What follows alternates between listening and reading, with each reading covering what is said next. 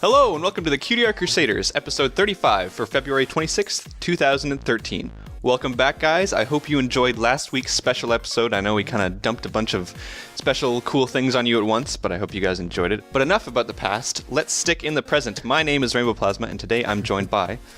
Burned01. And what do you do, Burned? What do you do, Ben? You just said my name is Rainbow Oh, Plasma. sorry, did I forget to say what I do? Alright, cool. Fine. My name is Rainbow Plasma. I'm the organizer and editor of the podcast, and today I'm joined by... Burned01, and I'm the special guest coordinator of this podcast. And Flutterguy317, and I'm the art coordinator of the podcast. And I'm Pinkadesh. I do the questions sometimes. Sometimes. When we have them. Right, when we have them. Well, we do have questions this week, but I think it's going to be a little bit different than you'd think. So, Burned, why don't you introduce our special guest this week? All right. This is going to be hard because I always stumble over introductions. And Well, you don't stumble. You just use the word awesome too much. Yeah, and amazing and things. Yeah. And yeah. Anyway, so this week we have a super awesome and amazing guest for you guys this week. It's and I mean that, super awesome, special, and amazing, and probably one of our most special guests to date. But this week on the podcast, we have someone by the name of Sabrina Albrandt-Getty, and she's a senior storyboard artist for My Little Pony. And I'm already tripping over myself. It's just like, I can't help it. But we have Sibsy on the podcast this week, which is Yay. one of the most amazing things ever. So thank you so much for being on the podcast with us, Sibsy. Thank you for having me. I'm here. Yay! Yay! So it's hard to form words because this is something where you start making a podcast. We started making this 35 weeks ago. And so you start making a podcast and you have kind of goals to set. And when we started learning that, we were like, oh yeah, we can have special guests on. You know, one of the goals that we set was at some point we should try to have Sibsy on.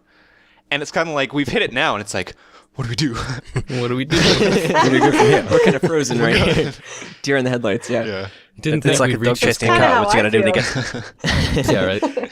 Actually, yeah, when we were talking to Final Draft about making this podcast, we were like, that was kind of our final goal, was to have you on. So it's kind of... Aw. Wow. Well, we're not ending Yeah. after this. We're not ending after No, this. no. It's a nice I little remember- hit. I remember I was at Everfree Northwest, and somehow I got this Everfree radio badge, and I could just go and do everything and with it, and I didn't know what I was doing with this badge. But I remember going up to Final Draft, and I was like, do you think it would be okay to ask Sibsy or Raven, like, if they could be on our silly little podcast? Like, oh yeah, sure. He's like, come here. And he's like, what? And he grabs me by the arm and drags me all the way across this big convention hall.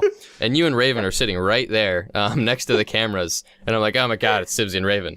And then he goes straight up to us. We're like, oh, hey, this is Burned, and would you guys be interested in being on the show? And you guys were like, is Hasbro okay with that? And I'm like, oh yeah, that'd be fine. I'm like, oh yeah, sure, why not? And I'm just like, and then after That's that my point, only thing. like, As long as Hasbro says it's okay, I'm good to go. Yeah. no, Final So Draft. yeah, needless to say, we're big fans. Yay, thank you. So the very Yeah. first question that we ask, and we ask everyone this, but I think you'll probably have the most accurate answer. For those Okay. of you in the fandom who don't know who Sibsy is, could you explain to them who you are and what you do? I am a senior storyboard artist for My Little Pony, Friendship is Magic. Do you want to know how I started it, or Sure, we'd love to. Feel free. how I got Yeah. here?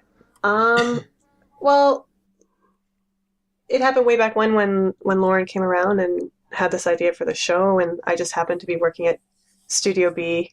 I guess it was called Studio B at the time. Now it's DHX. Came around with the idea of My Little Pony, and I was a little hesitant at first because, you know, Ponies, as right? much as I loved the show when I was a kid, is it going to look like that? Is it going to be like that? But when I saw her drawings, I was totally on board, and I just happened to be at the right place at the right time, and did the test within the studio, because you usually have to do tests for storyboard positions to see if you're up to snuff and if you can manage the style of the show, and if, you know, to see where your storytelling skills are. And I was up to snuff, so they hired me, and I've just been on ever since. Cool. So, not to jump right into stuff, No. but kind of going off of what you said, do you have to do that test for basically like every single show that you do, just to make sure that you fit in the style, or?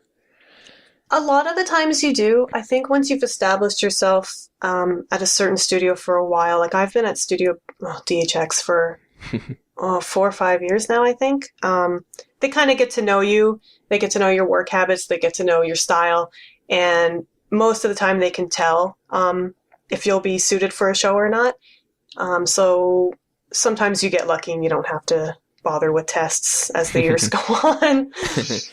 I found, because I worked at AKA Cartoon for almost 5 years, it's kind of a boot camp for storyboarding and animation, that I think my skills vastly improved in a very short period of time. And I'm very grateful for that. Nice. One question for people who don't actually know: what does a storyboarding artist do? A storyboard artist is basically the visual storyteller. We get the scripts, and once we have the script, we go through it with the directors, Jason, Woody. We go through to make sure everything's working, that in this case the ponies are in character, the story is working.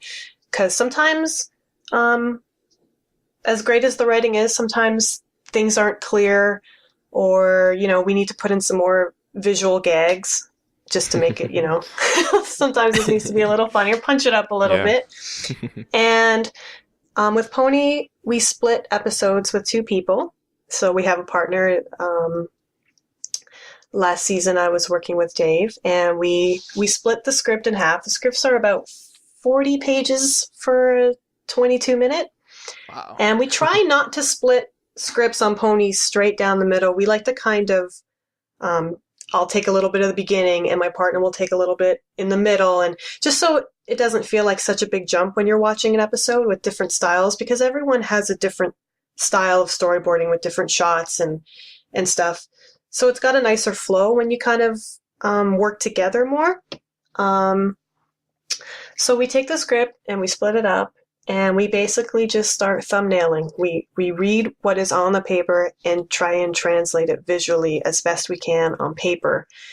And that includes every shot, every act, every action the characters do, every expression, to convey the mood.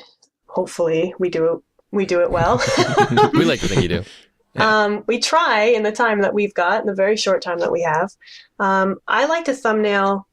We have a 6-week schedule. I like to thumbnail for 3 weeks and do all my thinking in the first 3 weeks. And then the last 3 weeks, I sit back and I just do my cleanup. And cleanup is essentially just taking your thumbnail panels after it's been through the directors, and we go through it like a pitch almost. And we see what's working, we see what's not working, and things that might need to get changed, acting or shots, and to punch it up. And the last 3 weeks, I just spend cleaning up and just kind of relaxing. I just put my headphones on and sit back and just draw some ponies. just make them look a little prettier than my thumbnails. Although a lot of people say that my thumbnails are way too tight, which I think they are. Sometimes I use my thumbnails as final panels because they're good enough and it saves me time. Yeah, for sure. That's awesome. I hope that makes sense. That was probably the best answer we've ever gotten, and I would like to hold everyone else up to that standard. I just find explaining storyboarding, like when someone asks me, like in my family or friends who don't really know animation, what do you actually do? Like, do you draw the pictures? And I'm like, kind of. Like, I never know how to explain storyboarding other than it's kind of like a comic book version of what you see on the screen. And I don't think they get it still, but well, it's the middle step. It's the middle step in between the writing, which is just words, and the final animation. Yeah, well, there you go. That's what I'm going to say from now on. And they're still going to look at me like I have 6 heads. So is all the work you do for your storyboarding, is it all done by hand, or do you do it digitally? It's digitally by hand, if that makes sense. Yeah, we all use Cintiqs at work, so we all draw by hand, but just directly on the screen. Yeah, that's pretty much it. So it is technically by hand. I know a lot of board artists like to storyboard in Flash because they can scrub through and see how it's playing out with timing. I don't really know Flash very well, so I do it the old school way with just little panels on a page and kind of leave the timing to the animation experts, or well, yeah, because once they put the storyboard into their rough cut, the directors play with the timing and all that then. So right. but for the most part, we're all on the same page. Like, they get what we're trying to say for the most part. Yeah. Oh, that's cool. Yeah. So how closely do you work in with people who actually animate the show? Well, I believe the animation for the later season of Pony is done overseas, so we don't actually see any of the animators for My Little Pony at DHX. We have the layout department and the storyboard and design, as well as like the music, but that's on a different floor from us. That's where Daniel and Stefan and Will works from LA. Like the music is all done in-house type of thing, but as for animation, we don't see anything until it comes back. I think that's quite common nowadays, huh? Mm-hmm. Yeah. The magic But of the internet. they do a fantastic job, though. I was so impressed with Top Draw stuff the last season or so, and For sure. Yeah, I've got to say the animation has gotten really fantastic. it has. Well, I had a random cool question. You mentioned that you do all of your storyboarding like digitally by hand now on the. Yep. What was it? A Cintiq? Cintiq? Cintiq. Yeah. When on cartoons you used to do previous to My Little Pony, did you also do it digitally by hand, or did you do it just straight up by hand, like traditionally? Traditionally, when I worked on the Eds for 5 years, it was all done on paper, and which is great because you have something tangible to hold. You have like a binder with a whole storyboard in it, a whole episode, and you can flip through it, and you can see all the changes. And we used to cut and paste when things were revised with sticky notes, and we would call them Frankenstein pages because they just look like they've been through like hell sticky and back. notes over someone's face just to fix the expression. Oh yeah, and sizing, we would have there is an important thing with keeping your characters a consistent size on the panel so they don't grow, and because it's easy to lose that. And we would have to photocopy our drawings or shrink them down or blow them up and cut and paste, and it was like crafts, but it took so long. So having to do this digitally is fantastic because with the program you can just shrink and move stuff around, and it just saves so much time. It's a blessing. It's still awesome to me to think that to know that you used to work on Ed and Eddie's. That show basically warped my childhood. And now sitting here as a 20-year-old guy, 20-year-old guy, like. I was on that show for so long, but yeah, I it love was that great. show so much. It was great. Actually, the reason why I brought up the question was you have a little piece in your gallery where you have a sketch version of yourself and envious of someone doing digital art. Oh yes, all the way back from that's 2007. 2007. That was a friend of mine, Dave. We went to college together back in Ontario. We went to Sheridan College for animation, and I was jealous because at the time he's moved on. He's been working on with DreamWorks and Disney and whatever, and he's amazing. But at the time he was working on Surf's Up, and I loved that movie. And I was still at my desk drawing Ed and Eddie going, oh, I'm so jealous. You get to do the cool stuff. But then I forget that there's so many people who would kill to be doing what I'm doing, so I would shut up. Just leave it at that. Oh, I forgot about that drawing. That's awesome. Oh yeah, we've been doing a little bit of digging. That's all right. Not too much. How is that not in my scraps? That's before I had my Cintiq because it was scanned in. It was a pencil drawing scanned in and then really terribly colored just to throw some color on there. So how long approximately does it take to draw a panel? Like, I'm sure there's different complexities, but like on average. Of course. Well, sometimes we have panels with every single pony in it, and that takes a while. Sometimes we have a panel with, it's just a close-up, and those are my favorites. It's funny because we have the system at work where we try and figure out how long we should spend on each panel, and the thing is like, people say, don't spend more than 7 or 8 minutes on each panel because we have this many panels to do for the whole show. We have this many weeks to do it, and they try and work out the math. I don't work that way. I split up my thumbnail pages like for a daily quota. Like I have to meet my daily quota, and if I don't, then I'll be behind, which means I'll have to work harder the next day to catch up. Or I like it. It's probably around 7 or 8 minutes, though, I would think, depending on the complexity. There's some that might take longer and, you don't feel like drawing that day, which does happen. Sometimes it's slower. Well, I mean, what people have to realize is that, you're saying 7 or 8 minutes per panel. And then think about that in a 3-week work span where you're spending 40 hours a week at work. Oh, we're spending more than 40 hours. Right. So if you think about it in terms of 40 hours a week, that's ridiculous. And so then you go, oh, wait, no, we're actually spending this many hours a week. And it's just incredible the amount of stuff that goes into it, for sure. Yeah, the panel count, it's strange because I was comparing, because I just finished working on Pound Puppies and we like to compare panel count. I know this is probably so boring to some people to hear this. Yeah. But we compare how many panels on a typical Pound Puppy episode versus My Little Pony or something. And I try and limit my panel count to like under 1,000. Do you have like competitions within DHX? Like, no, my panel count is less than yours.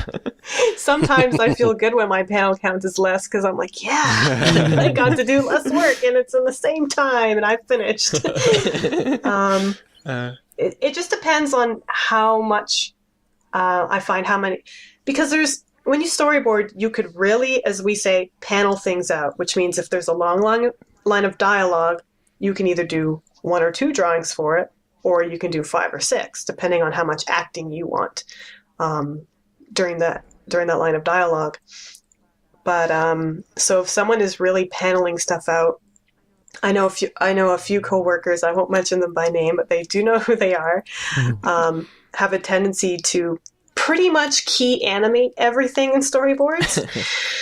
And I think that is due to working at AKA, because we had to pretty much key animate everything when we worked on the eds and do layout and make sure everything was right, because when the overseas company got our storyboards, they would pretty much just take our storyboard panels and blow them up, like make them bigger, and animate from those. They would pretty much just trace our drawings. So if we did a crappy drawing, it would translate on the TV. And then like 7 or 8 months down the line, when we finally get the animation back, we'd all sit back and watch it and laugh and poke fun at each other because like, your crappy drawings on TV. That's pretty great. Yeah. But with Pony, it's kind of nice because it's Flash and they can only be off model so much, like unless you really push an expression or something. Yeah. How on model do you have to be in like your panel drawings then in that case, like with Pony? Yeah, well, everyone's got their own style, right? They're more concerned with sizing, like if you draw their heads too big, or just because it can mess with the final composition. Like if you've got someone framing a shot, it might look really nice in your storyboard, but when it translates, when the layout guys get it and they actually have to put things on model and use the builds to recreate your panel, it might not always translate as nicely. So model, as long as you can tell who's who for the most part, it's okay. Yeah. So I just wanted to back up here for a second, because we're gonna start getting into some things to do with your fan art in a little bit, with your character Wildfire and everything like that. But first, I wanted to just go back and talk to you a little bit about how you got started drawing, and as a kid, did you draw a lot, or what did you want to be when you grew up? All those kind of general things. So can you tell us a little bit about more about your drawing past? Your history in art. It's probably gonna sound really cliche. Like every other kid that draws. Yeah, I've drawn since I was a kid. I would draw everything. I would just try and copy stuff from Disney and Warner Brothers, and I would get frustrated when I couldn't draw as good as them when I'm 10 years old. How come I can't draw like Glen Keane? I'm 10 years old. I should know how to draw this by now. Yeah, I drew pretty much growing up. I always wanted to do cartoons, but I also always wanted to be a pilot. I always wanted to be someone who, archaeology and well, no, that didn't come till later, actually. Rally car Although racing. I did play with a lot of cars when I was little, but I always felt that I was just only smart enough to do cartoons. I figured I'd stick with what I know best. Well, you went from drawing like cartoons and little things as a kid from Disney, and now you are probably one of the more popular storyboard artists that I think anyone knows. Yeah, how does it feel now having people copying your work? Yeah. like you did back then? It's awesome because I remember growing up, and this is going away from ponies, but still with the whole art thing. You know, I would read Disney comics and Darkwing Duck and my Disney adventures, and I go, God, I wish I could draw those. And then, like 3 years ago, they're like, hey, do you want to draw Darkwing Duck comics? I'm like, yes. And yet I was so terrified because, no pressure or anything. These are like my favorite childhood characters that they're giving to me and saying, here you go.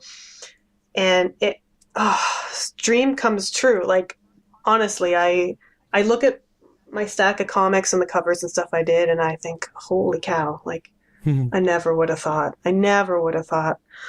I saw you did some Chip and Dale Rescue Rangers comic covers. Yeah, I'm kind of a big fan. I know they wanted me to do. That company originally wanted me to do Chip and Dale, and or DuckTales, but because I was on Pony, I couldn't do it. I couldn't do two jobs at the same time because animation just takes up way too much time. So I would kind of just take a happy medium, like, I'll do a cover here and there, and kind of get it out of my system. And it's nice to draw something else and something I love, just to get my art and my name out there. Yeah, no, I think they turned out awesomely. Thank you. Speaking of pressure, do you feel like there's more pressure to like make a storyboard with like this big loud fandom behind you watching as you draw ponies? To be honest, no. I'm still doing what I was doing since season 1. I mean, I think back to when I was working on season 1 before this whole thing got crazy, and we're still doing the exact same thing we've always done. Now there's a couple little, I don't want to say fan things, but the whole derpy thing and whatever, and she's great, and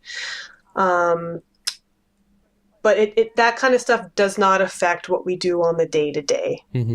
Yeah, it's nice to hear that because, like, I know the reason that all 3 or 4 of us got into the show is because of, like, well, from the beginning it was kind of consistent throughout, and it's nice to hear that it's staying consistent.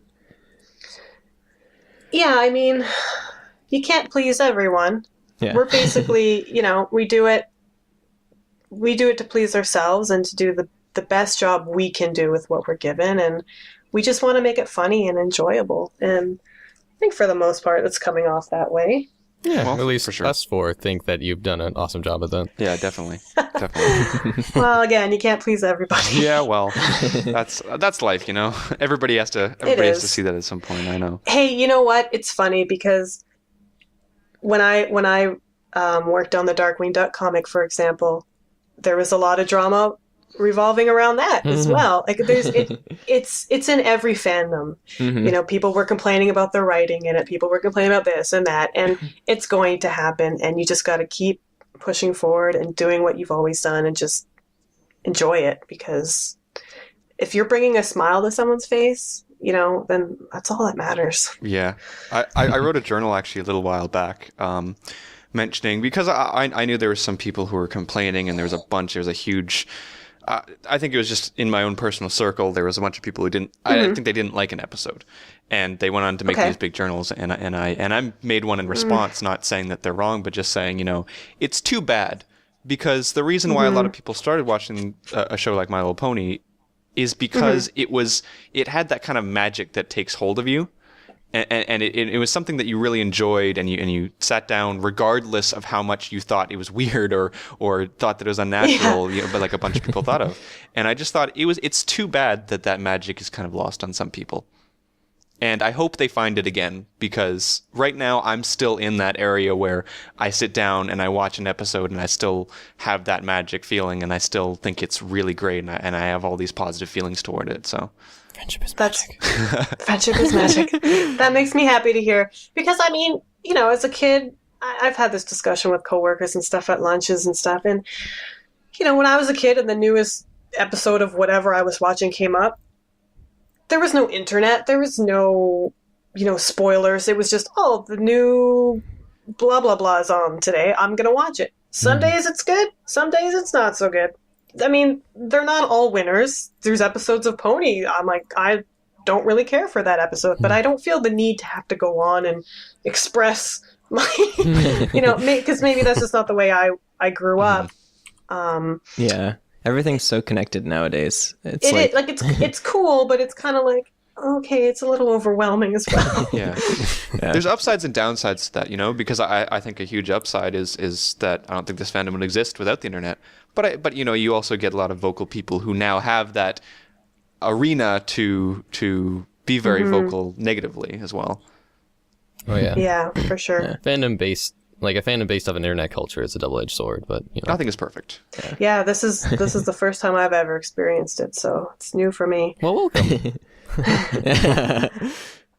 Overall, it's been great. So we were talking about the negatives, but let's move on to the positives. Yes. And I think Positives. you'll agree with us Let's. that one of the most positive things that have come out of this community is the art, especially the fan art. Yes. And I want to bring up something because in case people did not know, you have an OC named Wildfire. At one point, she was on the show for the season 2 finale, and you've gotten just boatloads of fan art about this little character that you just kind of made on a whim. I just kind of threw it together because everyone else was doing one, and it was peer pressure, and they're like, "You got to make a pony." It's a thing and to I'm do. seeing all these ones online on DeviantArt and my art sites, and I'm like, "Oh, geez, I'm gonna have to do one now." You have, I think the sketches. When did you make them? They're in your DeviantArt gallery as of April 17, 2012, with all your little OC poses, your Wildfire poses. Oh yes, there There's they some are. other ones back there too. Back in August 26, 2011. That was the first one. Yeah, those are super old. Do you want to just talk a little bit about how that experience has gone for you, the kind of stuff people have made for you, etc.? Oh my god, it's so awesome! Hey, did everyone make more? Yes. Well, no, I've got so many. I explained on a journal recently that I have like a whole folder just full of fan art that I've gotten over the years. And I love everything. I don't care what, level you're at drawing wise. And if you're taking time out of your day to draw something for me, or that has, a character that you might not even care for, but that to me is what means the most. Like, you are doing this. You don't have to do this, but you're doing it. So I appreciate all of it because it's amazing. Because I don't have time to draw everyone's OCs, and I don't even have time to draw my friends. That's why I like to kind of put, my little cameos on my comics and stuff here and there when I actually have a chance to do stuff like that, as a way of saying thank you to my friends and for being, supportive. And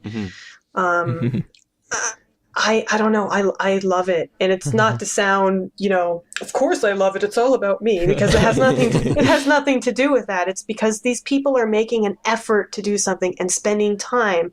And we all know how long it takes to do drawings. Yeah, for sure. And how much work goes into them. And and I think that's why I appreciate even the people who don't typically draw and say, well, I'm not that good at drawing, but I really tried and I wanted to draw your OC, and here it is. And while it might not be, a masterpiece, the fact that they took the time to do it is so special to me. Like, that means the most. Well, I think what's special is, like, just speaking, maybe not for every brony, but just bronies in general, is that you take a lot of time to interact with us. And I think that's what's so special to us, and that's why we want to make you so much content, because I think you're one of the only people from DHX who is super active on DeviantArt. I mean, you make an effort to like comment on everyone's little thing that they post. I try. It's because I've always done that. I've always been accessible through DeviantArt, and when people were commenting on my Disney stuff, I would reply just the same. Like, so to me, I'm not doing anything different than I always have done. I enjoy it. I enjoy the feedback, positive, negative. It's just a lot more now because it's on a larger scale. It's on a much larger scale. And I try and respond to as much as I can because I'm a part of the art community. You know, for me, it's like, what's the point of being on there if I'm not going to communicate with people and discuss things with people? And I'm glad I did, because I got to work with a lot of cool people. I worked on a lot of cool projects with, I don't know if you guys are familiar with him, Sean Galloway, also known as Cheeks. He approached me a few years ago to do some work with him, and I was flattered because he was the reason why I stayed on DeviantArt years ago, because I was kind of on the fence about it. Raven was the one who suggested me going on there. She's like, you should go on there. And it gave me motivation to want to draw again on a regular basis, because when you draw for 40 plus hours a week, you don't want to come home and draw. Yeah. And it kind of gave me the motivation to say, hey, look, people are following you. People are watching you. They want to see what you have to do. And that gave me the push to break out of the, I just want to come home and sit on my butt and watch TV. Yeah. Speaking of great. Yeah. Go ahead. Speaking of Raven, I have a little transition here. We actually have this little piece lined up by a guy in DeviantArt named Equestria Prevails, and I'll just start linking stuff in Skype here. Oh, his stuff it is has amazing. you working away with Raven. Yes. And I want him to draw all the ponies always. And no, I wanted to ask about Raven. How long did you work with her? I worked with Raven, almost 10 years now. Oh, wow. I worked with her on Ed and Eddie, and we both transitioned over to Studio B. She took a year or so off from animation. She moved, and she came back, and she started working at Studio B on Pony, and she was there for the last season, or season 2 and season 3. And now she's moved on. She is just recently moved to LA to work on a Cartoon Network show. Oh, that's exciting for her. Yeah, it's amazing. I'm hoping I can get down there one day.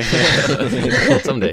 But for now, ponies, yeah. But for now, you're going to stay in Canada. And can I just point out that I completely forgot about this until about halfway through this podcast. But we finally have another Canadian on here. Yay! My goodness, I'm personally currently living in Ottawa. Oh, Ottawa. All right. Well, I'm from near Toronto. And I know you're originally from Ontario, and it's so refreshing. Well, Hamilton. It's the armpit of Ontario, but we won't go into that. Oh, really? Yeah, I'm originally from Toronto myself, so.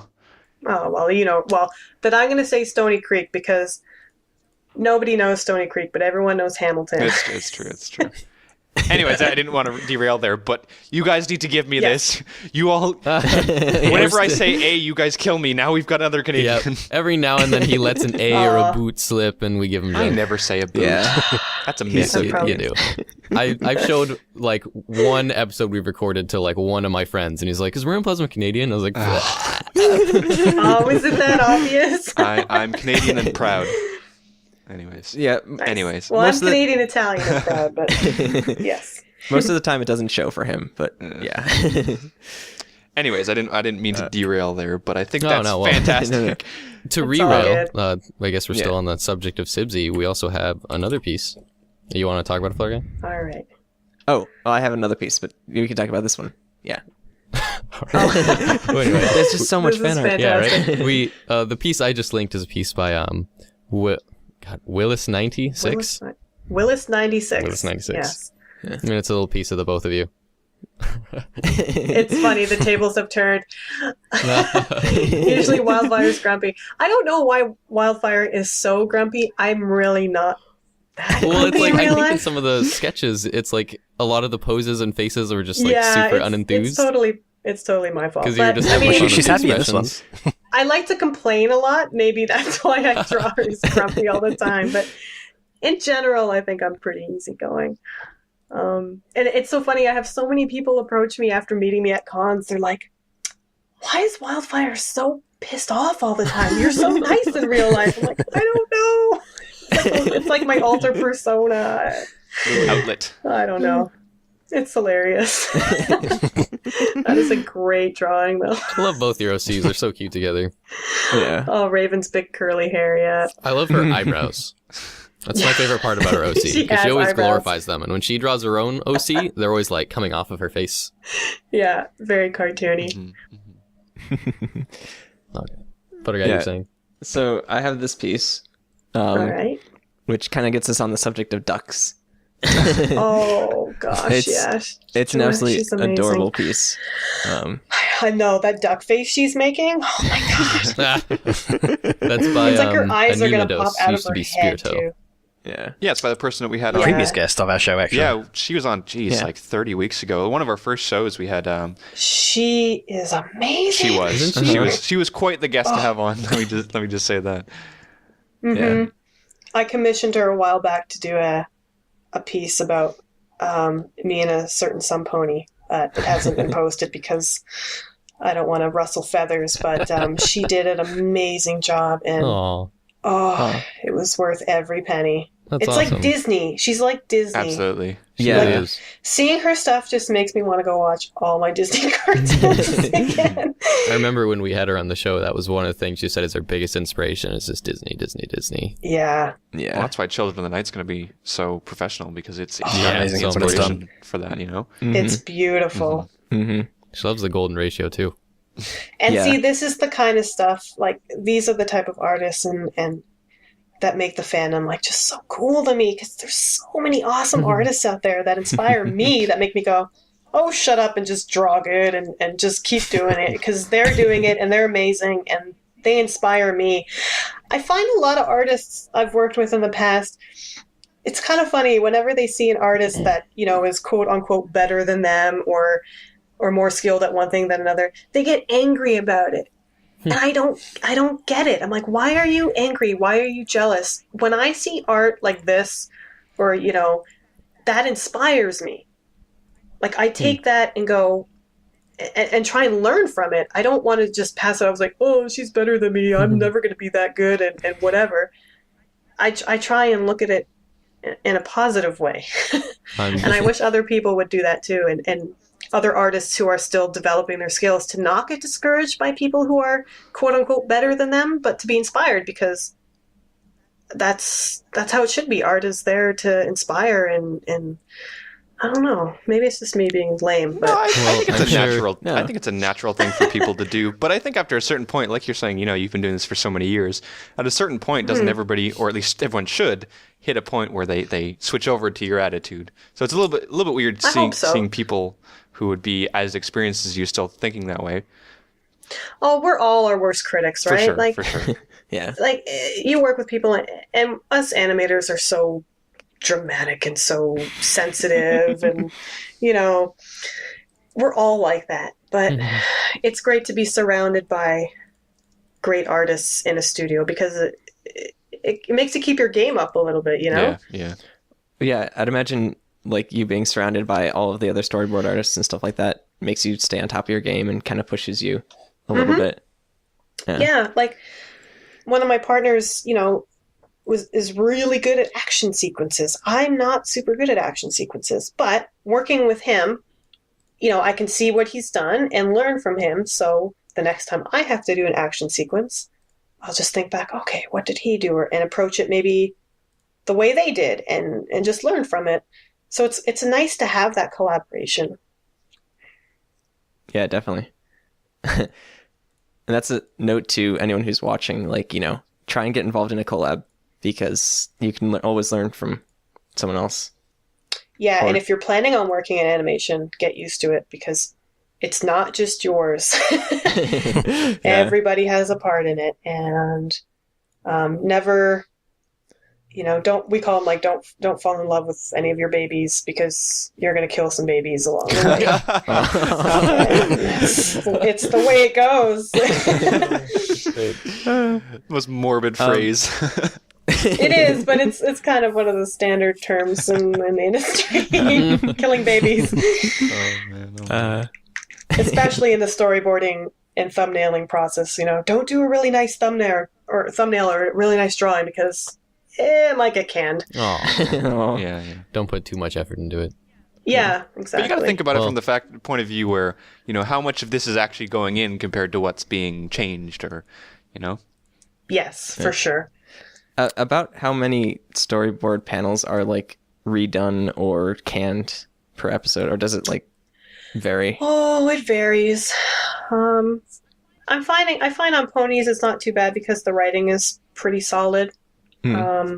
So if we follow, for the most part, what's there, usually stuff that gets canned is just, well, this is a little bit too long, let's shorten it.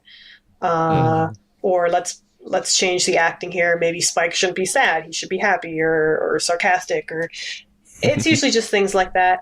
Most of the pony crew, because we're all fairly experienced, we don't, it's not to toot our own horns, but we don't have crazy revisions because we're all familiar with the show. We know the style of the show. We're used to it, and that makes the director's jobs a lot easier. They don't have to worry about us as much. Yeah. Actually, question, warping back to Anima Dose's piece. Have you seen her animatic for Children of the Night? Of course I have. Who hasn't burned? Come on now. I was curious. Well, you were mentioning that you see such awesome artists like this and it's an inspiration. I was just thinking that, Anima Dose must be grinning from ear to ear just to think that she could be an inspiration to someone who I know, that you're an inspiration to her. Oh, yeah, we chat a lot. She's great. Isn't she? She said that she was inspired by me. I'm like, are you crazy? No, I'm inspired by you. No, I'm inspired by you. No, I love you. That's more. when you got a great friendship going on for sure as an artist. Yeah, for sure. It's not real fan art, but it really reminds me of this piece. Let me see here. That's by a friend of yours. Oh. Oh, this is done by Raven. Yes. Yes. Yeah. Oh, it's adorable. That's one of the things that's crazy about the fan art is because you've gotten so many, and I'm going to tie it to us because we're narcissistic like that, of course. We've got the same attitude as you. You mentioned earlier when you were talking about OCs, you were like, "Oh, of course, because it's all about me." That's the same way that we feel. But you've got so many pieces; it's hard to put them all in on the screen at once, especially within a 1 hour span. We actually back like 4 months ago now. Probably even more. We got some pieces in a fan art for our show, and it was pretty surprising to us. And so we said, we want to feature these. We want to give them their due, as opposed to just saying, "Hey, these are cool," and then putting them in a, Yeah. So because we have this kind of avenue for the show, we wanted to be like, yeah, I want to show these people. And so we said, hey, well, we've got a couple pieces. If anybody else wants to send in some, then we'll put it on the show, and I think that'd be great. And we ended up getting 50. And nice. And it's something about the fandom that's just, it's not just like you were saying, it's not just the quantity, but also the quality of it. And it just kind of takes your breath away when you really think. And I think that's when it really hit us that we're doing something that people really like, because you get a ton of cool comments and you're like, oh, that's cool. And you can check the view count of a video and you go, oh, that's improving. And then you kind of get this really personal touch to it. And it kind of, it kind of blows you away there. It does. And every time I get something, people private message me and like, oh, and I drew something for you. And it kills me because so many of them don't want to show me. And I'm like, why would you take the time to do it and not show me? Of course I'm going to love it. Like, why wouldn't I not like it? Yeah. They're just worried that I wouldn't like it, and I'm like, you're crazy. Show me it all. Like, it's amazing. It really is. Yeah, it's still, I can't imagine how you must feel, but I just get like a few pieces from some random awesome guy in Finland, and I'm just like, wow, why do I deserve these? These are so awesome. Because you're awesome. Yeah, it's definitely great. So for people who are wondering, maybe a little bit want to see more Wildfire fan art, we can't put a favorites folder within a favorites folder. So just go check out Sibsy on DeviantArt. That's sibsy.deviantart.com, and she's got a favorites folder for, I believe it's called gift art. Yeah, fan art, gift art, and or that's something. And that's the one where you can go and check those out. And it's not even just Wildfire. Like, I've got people drawing a bunch of my OC characters, and I love seeing their takes on it, and they come up with stories for them. I'm like, you put more thought into this than I have. This is great. Yeah. That's awesome. Yeah. So you got like 24 pages of that.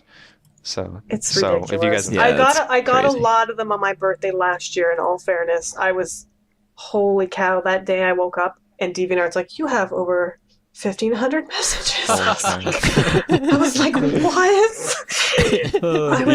I remember. Oh I even goodness. joined in on it because someone made an awesome fan art piece. Like, oh wow, this is amazing, and like it's Sibsy's birthday, go wish her happy birthday. Like, all right, I'll join the entire brony my fandom. God. Go to your DeviantArt page, say happy birthday. Yeah, everyone. I couldn't keep. I remember that day I was at work and I had to keep checking on it like every 10 minutes because if I didn't, it built up so quickly. And because I want to get back to everyone, I try and do it in smaller spurts because I want to thank everyone individually because it's amazing. And but holy cow, that was insane. Today your inbox exploded. I'd like to It think did. I'd like to think that we almost broke DeviantArt that day. Yeah. With all the amount of commenting. Oh my goodness, it was unbelievable. It was unbelievable. But I think one of the cool things is, you get a bunch of stuff like this and you go around and you thank everyone individually. It's something that another one of our guests, was it White Diamonds? White Yes, Diamonds. I keep mixing White Diamonds and White Dove, but we had White Diamonds on the show, and she's just a great person, and she does the exact same thing. But you also go around to random pieces that you'll see and keep track of and comment on those. Like for example, I remember, oh gosh, it was like a year ago when I made a vector of, I believe it was from the finale when it was Soren and Rainbow Dash, and I made a vector of that and you commented on it and it was just like, what? Like someone from the show taking out the time and the effort to do that and Well, because I'm an artist and I still enjoy seeing other people's art, no matter what kind it is. And I actually like getting comments. I like DeviantArt because if someone does a picture I like or they do me fan art or something, I will go to their gallery and I will go through their whole gallery. And Oh. I like to see where they're coming from. I like to see how their styles develop over time.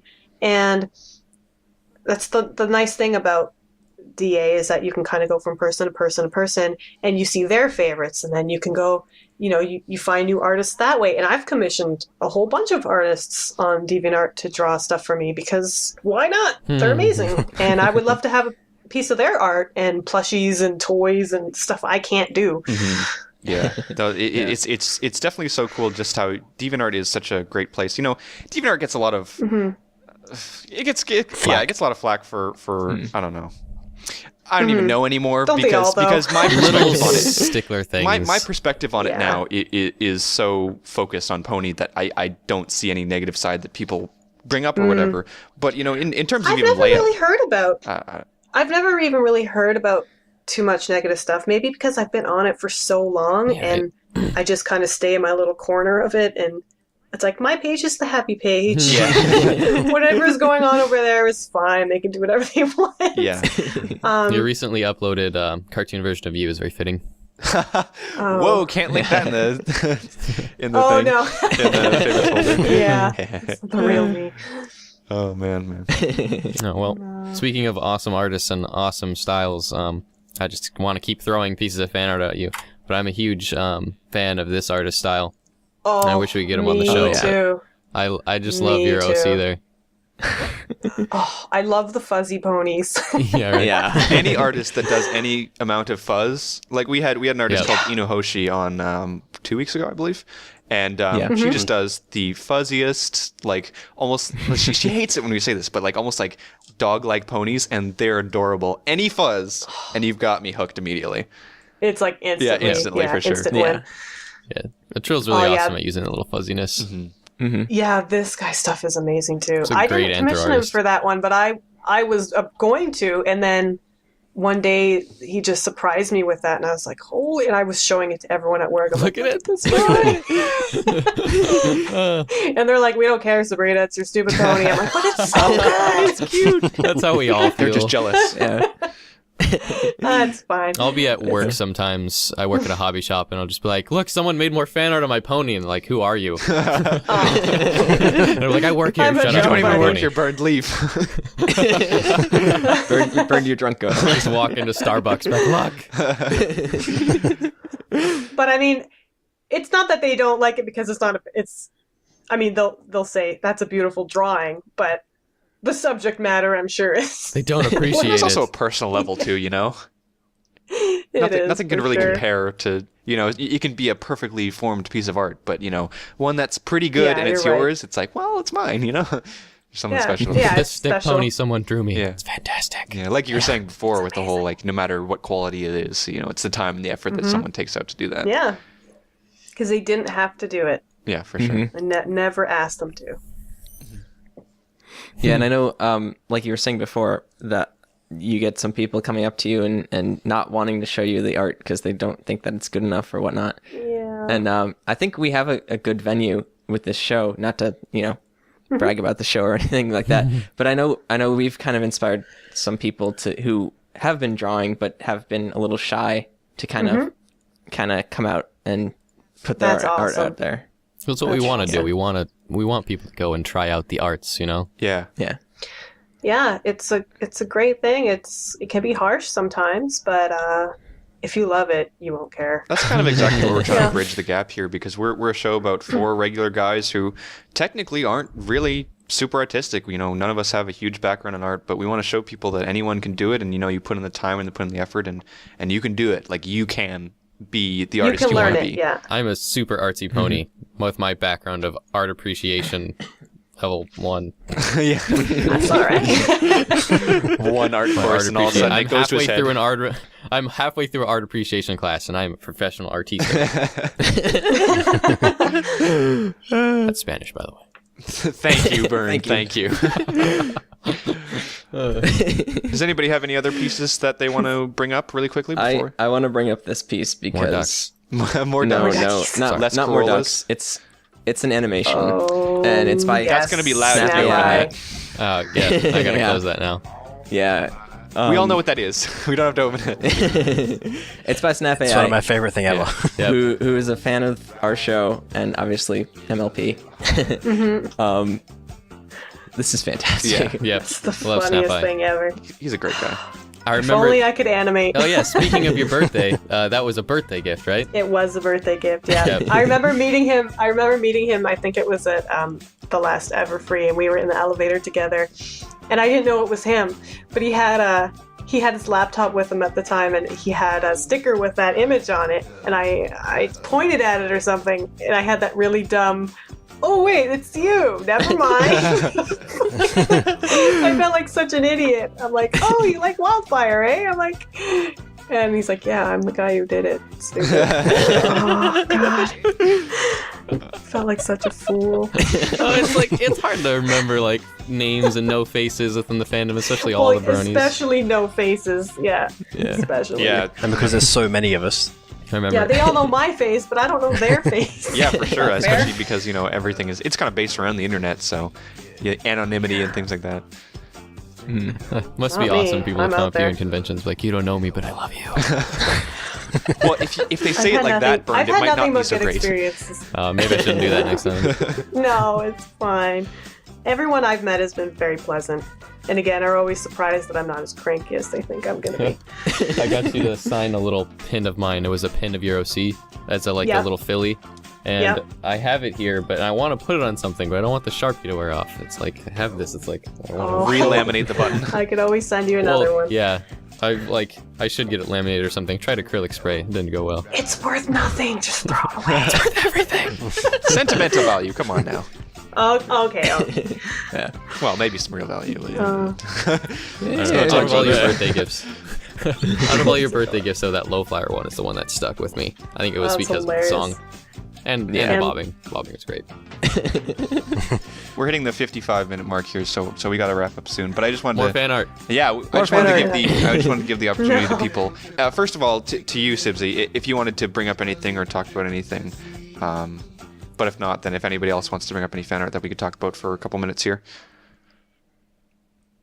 I wouldn't even know where to start. I want to talk about all of them. Well, do you have any little favorites or one that just really stuck with you that was really funny or just really heartfelt? To be honest, the ones that make me laugh the most, I need to get to my favorites here. Yeah, go ahead. Just give me a moment here. Are the comics by that Flash guy. He tends to do comics of Like that one? the crew. Let me see. The crew. Yeah, these ones are fantastic. There was one he did that's my favorite with Cat Whitney eating ice cream. I think that was my favorite. We'll get that in a second. I swear to God, I talk to him on Skype sometimes. I'm like, dude, are you stalking me from the like? It's like he knows us, but he's never met us. Yeah. And his comics are so spot on, and it freaks me out, but in a good way. And every time I see them, I'm like, how do you know? How do you know these things? There's that comic. His stuff just makes me laugh. Oh God, it's so spot on. It's terrifying. I love that comic so much because we have a joke that because Rainbow Plasma here loves cookie dough ice cream because it's delicious. You're never gonna get off my back for that, are you? No. I say it one time. Tears. That's all it takes. Yep. Yeah, you never living that down. Sorry. Okay. Well, kind of warping back into one of the comics made by that Flash guy who he's one of my favorite comic artists, even his non-pony stuff. He's real awesome. Oh, his non-pony stuff is hilarious. Yeah. But so I gotta ask because we haven't asked before. Why do you love ducks so much? I don't know. I just do. They're just awesome. I've liked them since I was a little kid, like on the farm in Italy growing up. I used to have pet ducks, and actually one of them was eaten at one point.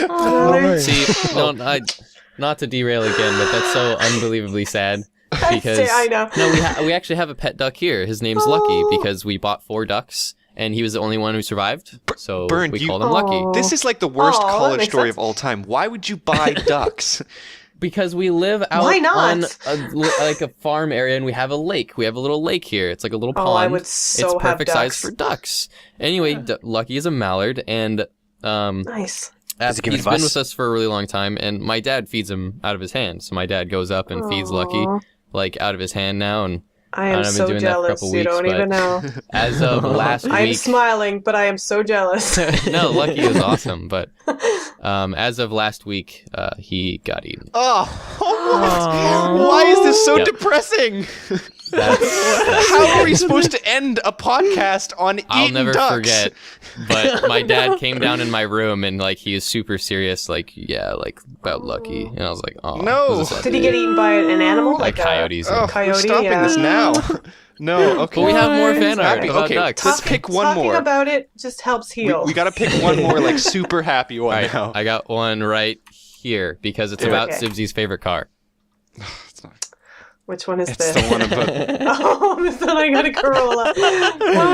Because that's you have a Corolla, right? That's your favorite car is Corollas? Yeah, it's totally my favorite car.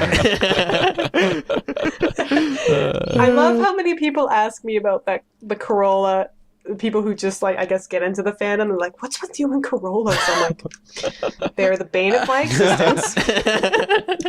They only come out when I am on the road. I am convinced. They are all silver. They're all like 2001 models.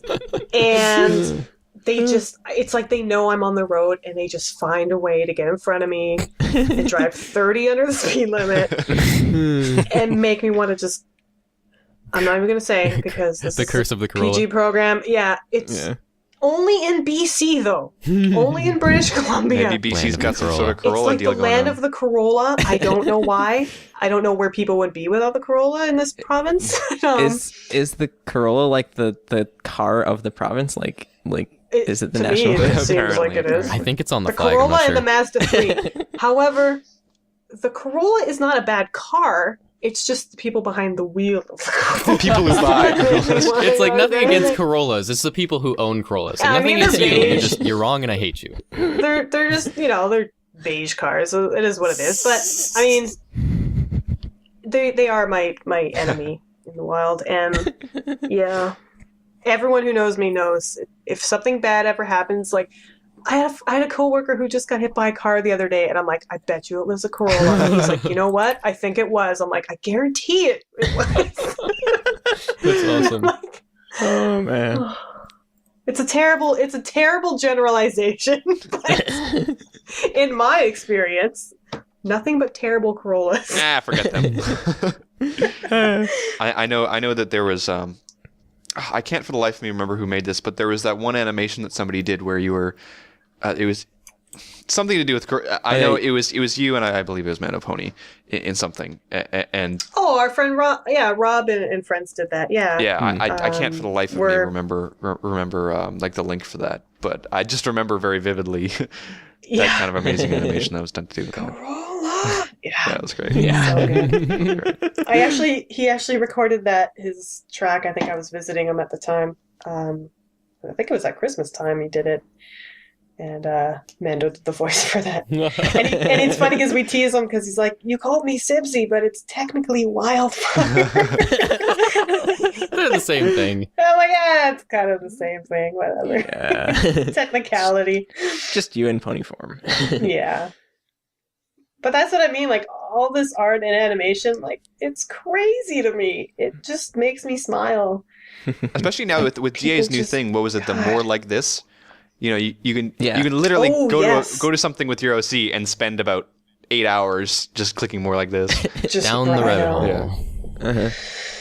It's a deep one. Yeah. Well, it's never ending because I can't stop linking fan art. Yeah, here's another awesome one. I'm gonna allow it's- you one more, it's and then a- we have to end this up. It's a nice one to try to end on, because it's not Wildfire per JJ. se, but it's still No. you. And then it's on a happier note. That's a Subaru. That's not a. Nice. Yeah. I like that JJ drew me short and stumpy, like how I am in real life, not like super tall with skinny legs. I'm like, no, I got hips and I got a butt. That's fine. I like it. It's more real. That handsome guy in the background, though. Yeah. Oh, that's great. That's great. All right. Well, that was Yeah. an interesting note to go What a on. beautiful Much better than Dead Ducks.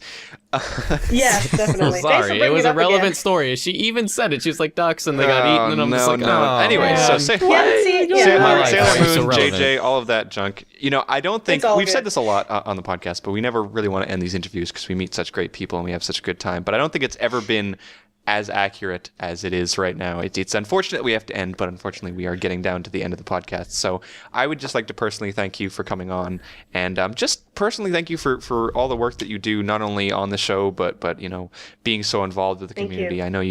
I know you get some flack I sometimes from some people, but I would personally like to say that don't worry about those people, because there are a lot of people out there, much more people, who appreciate what you do.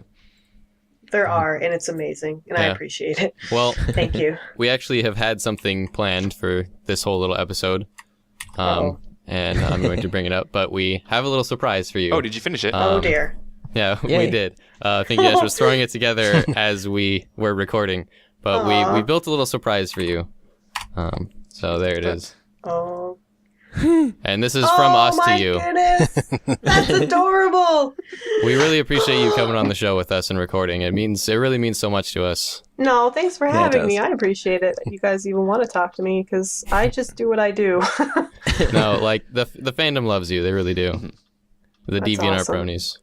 Yeah. The good ones. The amount of pictures I'm gonna have to link in this episode. My tabs, I can't. Look at all the I can't hugs. read the tabs. All right. Well, That's awesome. Thank you so much. That's No, going so- on DeviantArt, right? So I can favorite it and add it Yes. to my list. Oh, yeah. Okay. are we Eventually, gonna yeah. put that up on I'll the put it up. CAC account, or are we gonna? We'll figure that out later. We'll Well, we'll yeah. send you a link to that just in case. It's already in my folder on my desktop. Nice. I'm gonna put up a version with the background as well. Awesome. Okay. Sweet. Send me that then. All right. Well, That's Did you adorable. want to plug real quick, Thank you, Rainbow? guys. Yeah. Oh, thank you. Do you have somewhere that you wanted to plug? Like, I know people can find you on DeviantArt, but is Do you there have a anywhere else Tumblr or that- anything? No, I don't have a Tumblr because I am an idiot and I can't figure it out. And everyone's like, you should go on Tumblr. I'm like, I it's don't know not. how. I'm gonna be honest with you, as someone who's got a little bit of design with web development and design, it's not Yeah. the greatest, the most well designed Yeah, website. I have a blog spot. It's sibsy.blogspot.com, I believe. You can just search "fueled by rage" if you can't find it. But the thing is, I pretty much post everything the same there as I do on DeviantArt, so it's kind of one and the same. And I'm on Twitter at @TheRealSibsy, but I think everyone knows that. So Yeah, I think everyone's subscribed to you, Yeah, basically. just in case, I'll put that up on the screen for you. Who's the Okay. fake Sibsy? well, it's funny because it's only because when I went to make my Twitter name, Sibsy was already taken. So I was the only way I could keep my name. I hate that. It sounds like super egotistical and like smarmy, but I'm like, no, it's just because. Well, you have to think of something on the spot. I had to do that with my email, which nobody say here. I know you all know my email. Don't say it because I don't want to get emails. But the email rainbowplasma@gmail.com is not mine. I had to come up with something on the spot, and I hate it because you make a name so that you will have it everywhere. It's something that's unique, and then you get somewhere and it's like, what do I do now? Yeah, it's panic. Yeah, exactly. Yeah. That was pretty. And I didn't even want to go on Twitter. Jim was the one who was like, "You got to get on Twitter." I'm like, I have nothing of value to say ever.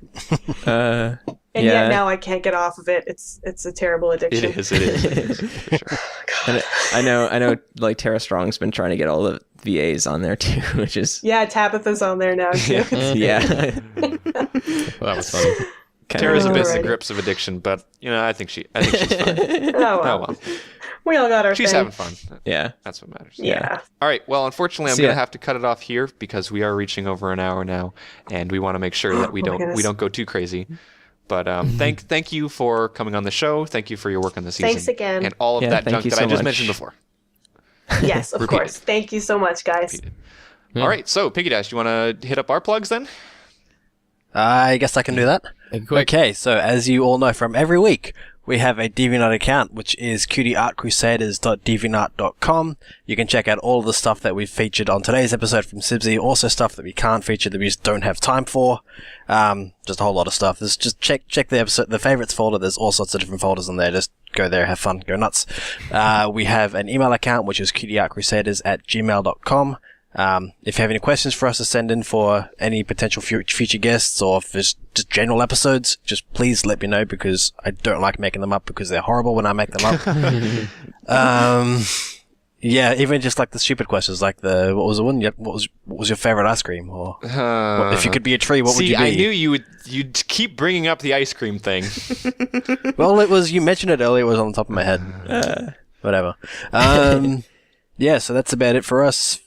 Social media, go. Yep, we have a Facebook page, which is facebook.com/Cutie Art Crusaders. You can go there, you can like us. We'll post the day of like an episode.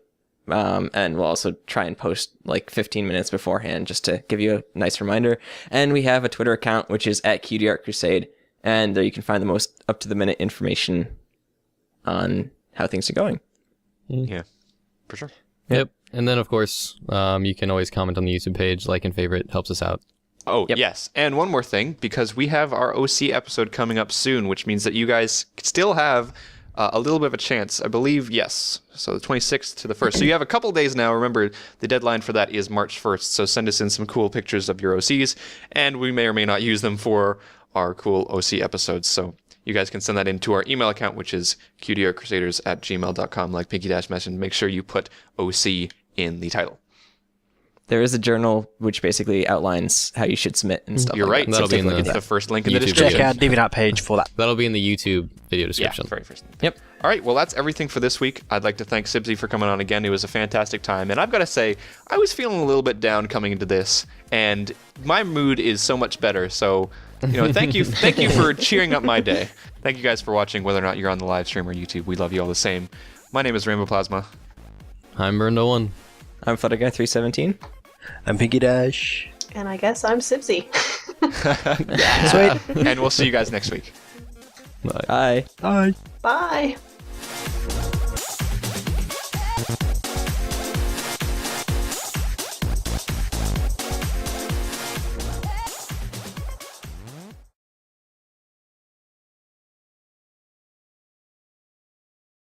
Hello and welcome to the 11th Cutie Art Crusaders spoiler cast. Today we will be spoiler casting the season finale of season 3, episode 13, Magical Mystery Cure. I am Does Flutterguy. it really count if a spoiler cast if everyone's seen it? Well, I guess, Yeah. technically everyone's seen all of our other spoiler casts too. It was just Super Okay, late, so it's an spoiler cast. episode. Yeah, but episode Yeah, no, I cast. it was guess. literally just a Episode name review? that we couldn't come up with anything better, which is how we name all of our things.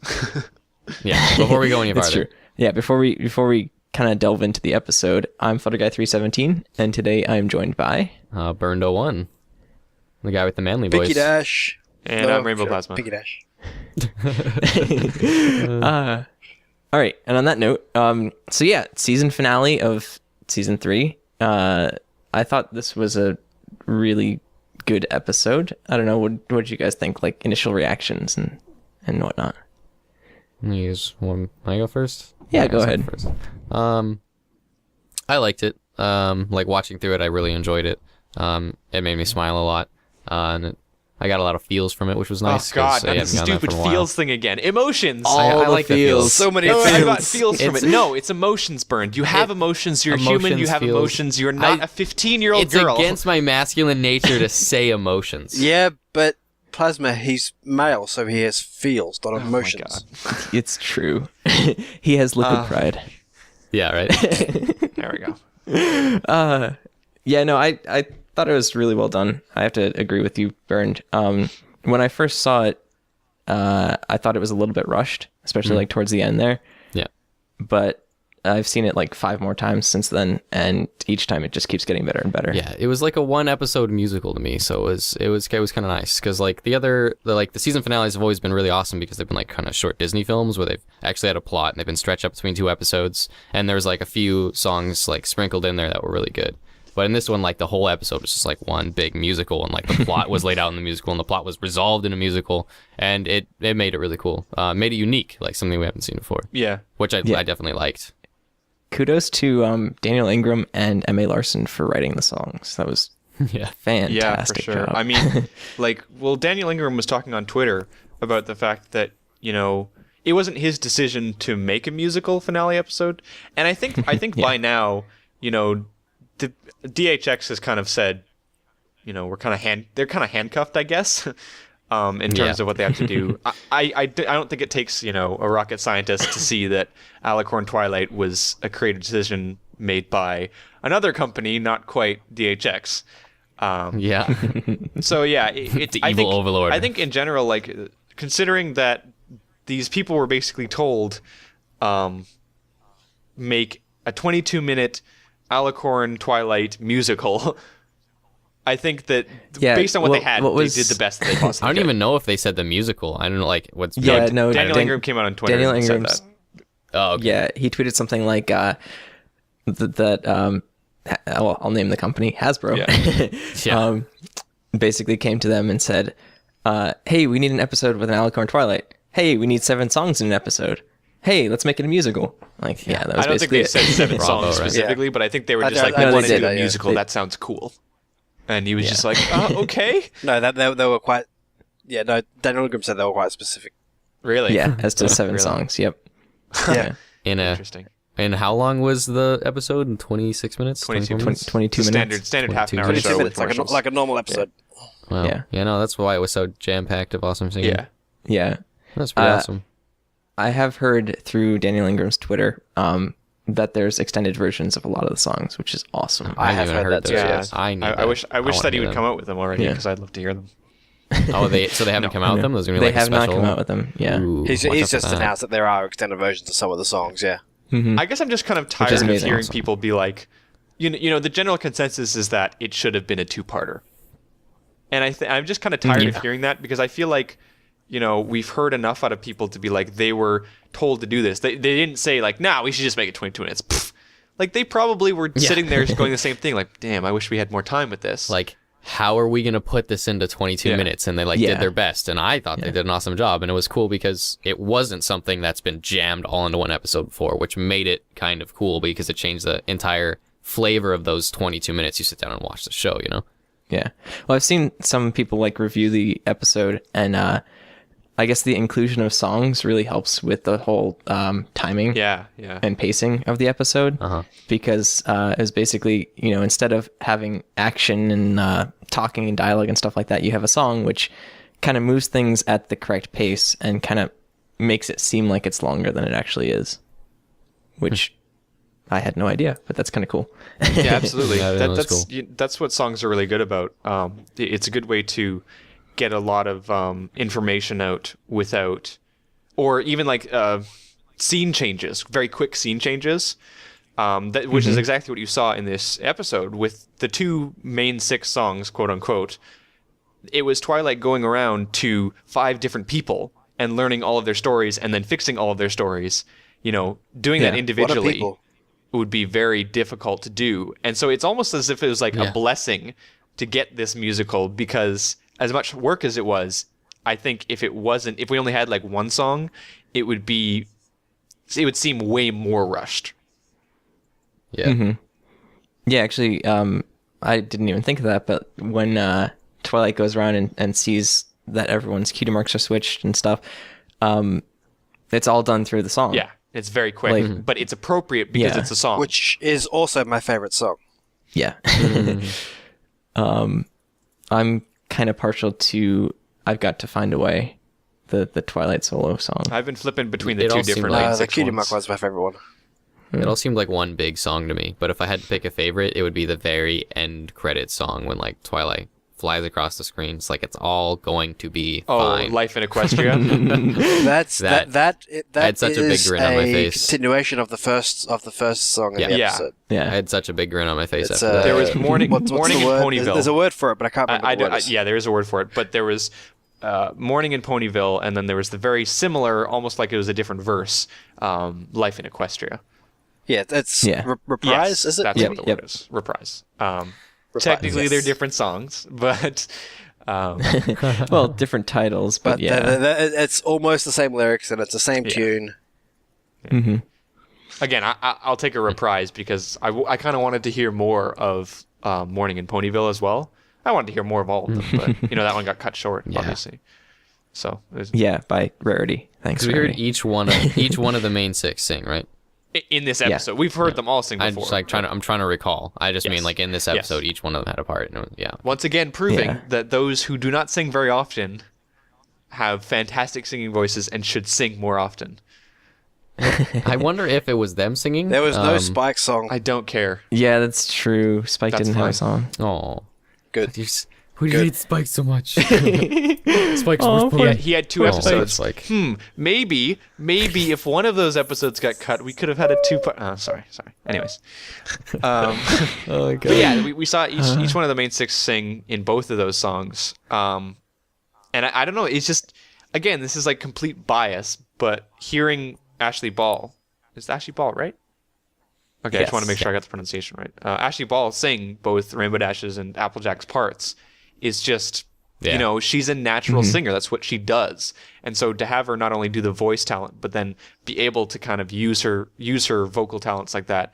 And it just shows, like, I want to hear more of those 2 characters singing, because I didn't, Rainbow Dash's songs before have been like very intentionally kind of not off pitch, but kind of not great singing. I don't know what it was about this episode, but during the True Friend song, Rainbow Dash's part was just like jaw-dropping voice. Yeah, like the last time I had Rainbow Dash and Applejack had like an impressive voice was like, in my opinion, it was the Best Night Ever song. Is that what it's called? Best Night Ever? Yeah, the Gal episode. Like that. Those 2 parts were awesome. My Applejack's part always gets stuck in my head. That was like 2 years ago. Still. Yeah, man. No, I still remember Winter Wrap Up. Actually- Come on. It's kind of funny that you brought up Sunshine and Celery Stalks. Sorry, go ahead. such a good song. Forgot about This episode kind of was reminiscent, at least to me, of the finale of season 1 a little bit, just because it included everyone. There was singing, and everyone had an issue, and they all had to try and resolve them at the end. Yeah, no, that's So- kind of awesome. I think it's different in that in the first one it was that each one of them went into the episode expecting it to be, the best night ever, and it was kind of each one of their own characters' transition of how like that didn't come to be, it kind of wrapped up. But in this one it was more like, instead of them how do I word this? Instead of them entering in like a scenario, it was they were put into a scenario where they were in peril, and it was Twilight was the one who had to like resolve it, and then they went through resolving the issues. So it's just like a different flavor in issues, but no, it was definitely reminiscent in that, like, as the finale wrapping up, there was this one kind of unifying thing that they all had wrong, but I felt this one was way more centered like around Twilight rather than the whole main 6 cast. Yeah. But it's been like since then, since we've seen something like, maybe even the Discord episodes. Yeah. That we've seen all of the main 6 have issues that they try and resolve all together. 'cause most of like just pony episodes are like the characters like going on adventures, or different adventures or interactions within Ponyville. And it's like, but like epic adventures or epic things going on where they have like these problems they have to solve is very like season beginners and finales. Yeah. So I want to pose a question here, and I've already got my answer formed in my head, but I want to hear what you guys think. I've heard a lot of people say that the actions within this episode were really arbitrary when it came to finally turning Twilight into an alicorn, and that the conditions set were just silly and didn't make any sense. So do you think that what was done in this episode was fair enough for her to now become an alicorn? Transcend. Right. Do you think that's fair, or do you think it was... But you see, but it was just her final test. It wasn't it was a culmination of 3 years of the characters. It wasn't just, okay, you've done good this episode, so we're going to make you a princess. It's been, you've done all of this stuff over the last 3 years. Yeah. And this is the first time you've ever managed to make some brand new magic by finishing off Starts with the Beard. I think on that point, though, in my opinion, as far as storytelling goes, it would have been nice if there was a little bit more emphasis on things like that happened in past episodes. Like the characters remembering themselves was like a big part of that, and that was kind of cool. But in like, what is it, in the very beginning of season 1, the beginning 2 episodes, each character kind of goes and finds like their special talent, or they have each part to get to the end of the Elements of Harmony. There was kind of like that, how it all came together and clicked. There was no them uniting and clicking. In this one, it was like, oh, I remember who I am, and then bam, they're fixed. But they only remember who they are because of Twilight. So if she hadn't have been with them for those 3 years, she wouldn't have had that relationship that she's built up with each of the individual characters. She wouldn't know how to make them remember themselves. Yeah. Well, so that's why I don't see this as it's it's arbitrary. It's not enough. It's 3 years worth of training. Yeah. The only point I was trying to make is it would have been nicer to bring in the concept of the past 3 years we've been to into the episode, or into the theme that like united them all. Like maybe physically remembering things that happened other than them flashing over their eyes. Yeah, but with the time constraint, maybe that just wasn't wasn't possible with the time constraint. Yeah. If they had have done this in a 2-parter wrap-up, I think they would have done that. Because I remember watching through it and watching through everything, and I definitely agree with you. I like the concept, and I thought it was good, but I felt that as I was watching it, the stuff that's happened in the past 3 years was more or less irrelevant. It was her finally creating the spell. There was less of an impact of the 3 years I've been watching. It was more just about this one episode and her creating the new magic, if that makes sense. But wait, the reason, and the finale didn't really do a great job of wrapping up, because they were talking about season 3 being this overarching storyline, and it was meh in terms of that. But they did bring back the book, and they did bring back a little bit to do with the tests. And so I think the reason why Celestia sent the book is because of the last 3 years. Because Celestia could have sent that at any point. She would have cast the spell, and oh look, everybody's, now messed up, and we don't know how to fix them. Twilight of the past would have tried casting spells to fix it. Anyways, the point that I wanted to make was I thought there was very subtle friendship hints that I wanted to bring up, because I haven't heard this being talked about anywhere else. But when they're singing the True True Friend song, they have one pony helping the next pony, right? And then so on and so on and so on, right? So you start with Fluttershy, who quote unquote helps Rainbow Dash, right? And then Rainbow Dash quote unquote helps Rarity to Applejack to Pinkie Pie. Those 4 relationships are 4 relationships that would be considered either strained or non-existent at the beginning of the show. Because when you think about it, you've got Fluttershy and Rainbow Dash were not friends really at the beginning of the show. You had Rainbow Dash thinking that she was useless. Fluttershy was like, oh, Rainbow Dash doesn't like me. Rainbow Dash and Rarity, there was no connection there. Rarity and Applejack was super strained. And Applejack and Pinkie Pie, there was no relationship there. And so I think that those 4 things in order were put in very intentionally to show that they, over the last 3 years, have, built this friendship between them. Well, I think that also kind of leads back to Twilight, because if Twilight had never come to Ponyville in the first place, like, you never know, that might not have actually been the case where they became really close friends. They might have just kept, like, we've got the basic friendships, like Rarity and Fluttershy were always friends, there was never a huge amount of conflict between them. Applejack and Rainbow Dash maybe, those kind of things. So there wasn't a huge amount of things there, so maybe those would have just stayed. But I think the fact that they did those 4 specific characters in order, I think that was more significant than people think, and I think people have overlooked that. Mm-hmm. Yeah. You mentioned or go ahead, Flutter Guy. I have a point, but go. Oh, yeah. Well, I was gonna kind of go back to your point earlier, Bern.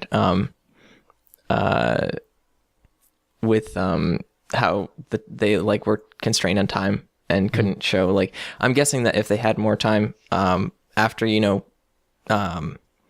each of the characters remembered who they were and like their past and stuff like that, that they probably would have done something more. But yeah. The point was I was trying to make is, like, I really liked the first 2 episodes because it was like they like went on this journey, and then each part eventually built up to the final like resolution, to where in this part there was just like this issue, and then they resolved it by remembering, and then it didn't kind of build up to a finale. It kind of built up to the Alicorn thing, but that happened more suddenly than, like, again, like it's maybe that's time that I got the feeling of less of it. I don't know. Maybe it was even a poor point, but the major thing that, like, I was thinking about is, like, I watched the episode and I just enjoyed it, but there was nothing as I was watching it tying it back to the previous 3 years, other than like when they were walking down like the hallway of scenes with like Alicorn, Twilight, and Celestia, when like they had the things and she like pointed it out and said it, and then I was like, okay, sure, because like that was the point I was just gonna make, was in the first 2 episodes, the reason that's, again, like why I enjoyed it so much is like how it built up to that, and then all the way to the end of the first season, like it was like, oh, the gala, and it, like every little thing in the episodes and what was happening built up to the gala.